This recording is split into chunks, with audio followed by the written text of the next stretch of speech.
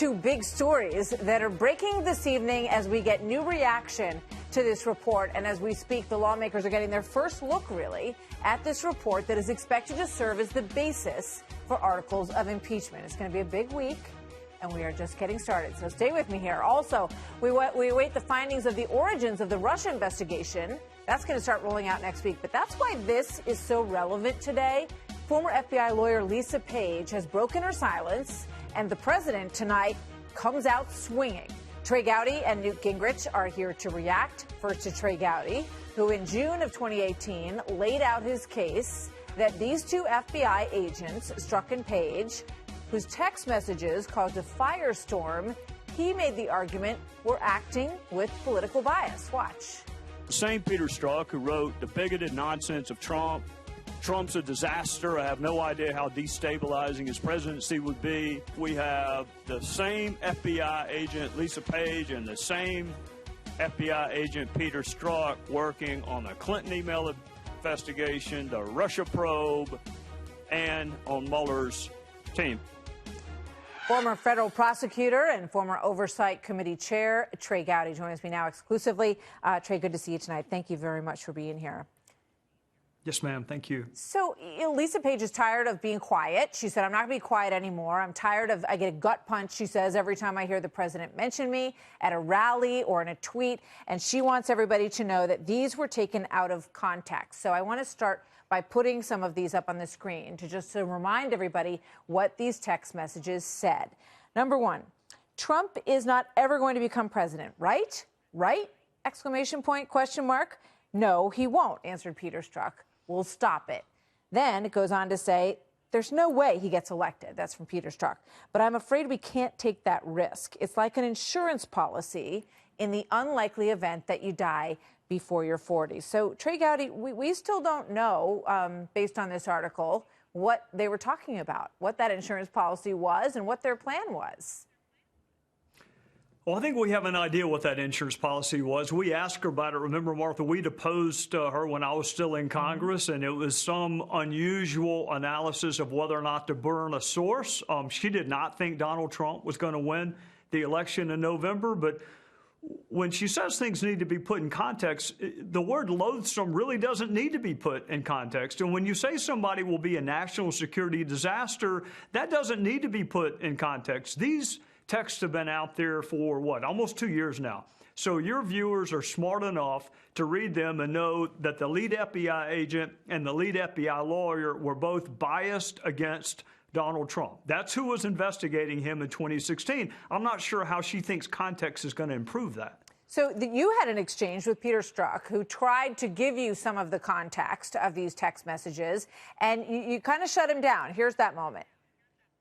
It's important to take those texts in the context of how they were written and what they meant. Someone may ask you that question, Agent Strzok, but I didn't. What I can tell you is that text in no way suggested that I or the FBI would take any action to influence the candidacy. That is a fantastic answer to a question nobody asked.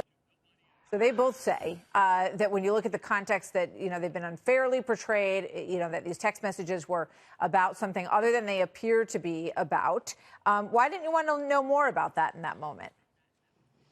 Well, I'd already spent a day with Peter Strzok before that public hearing, which is one of the longest days of my life. So I've already heard every explanation he has. And when you say we'll stop it, and you want to try to convince people that we really is not the plural for I, that he didn't mean we, he meant something else. I think his explanation to us was, what I meant by that was the American people will stop it. Now, granted, he's not having a conversation with the American people, he's having a conversation with Lisa Page.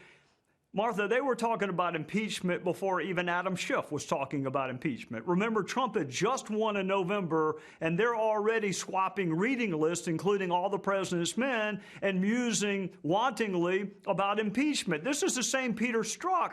Keep in mind, he didn't want to be on an investigation into what a foreign country did to us in 2016. That wasn't enough for him. If it wasn't impeachment, he wanted nothing to do with it. So, again, put yourself in Donald Trump's shoes. You're being investigated.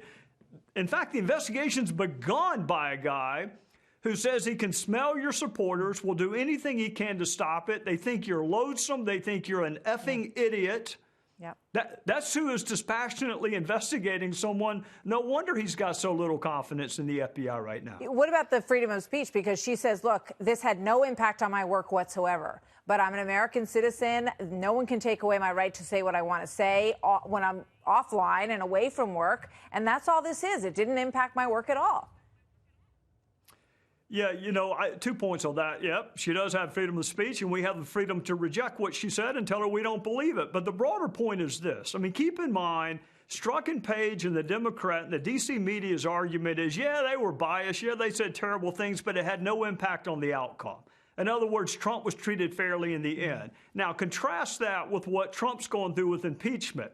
Now the Democrats are saying, even though there were no investigations of the server or the Bidens, and even though the aid was released, they're now hyper-focused on the process. It's the phone call. That's all that matters. So to Democrats, all's well that ends well if it's Peter Strzok and Lisa Page, but if you get the aid and there's no investigation, that's not enough. It still may be impeachable just because we didn't like your process. That's duplicity. It's a double standard, and that's why the American people, I think, are completely unmoved thus far by the impeachment hearings of Chairman Schiff. You've seen the GOP response to the beginnings of this impeachment process, which is rolling out this week. And just to summarize it, they basically say that the process is unfair. They say that they think this is an unimpeachable event, this phone call on July 25th with the Ukrainian president, and that President Trump had every reason to be concerned about corruption in Ukraine. They think the Democrats are setting a bad precedent.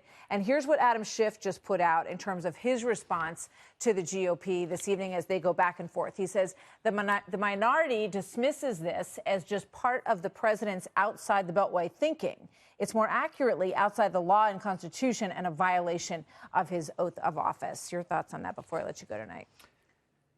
Well, what I think, Martha, I just celebrated Thanksgiving, got a big family. I haven't met a single solitary person in my family or outside my family whose mind has changed as Adam Schiff began these impeachment hearings. No one's mind has changed. So he's not going to be removed from office. This is not about removing Donald Trump from office because they know they're not going to be successful. It's about shifting it to the Senate where you can put people like Cory Gardner and Martha MacCallum and Tom Tillis in a really tough spot. If they can win the Senate, even if they lose the White House in 2020, then he is a neutered president. And I've always thought this is much more about the Senate than it is removing someone from office because they're not going to get a conviction in the Senate trial.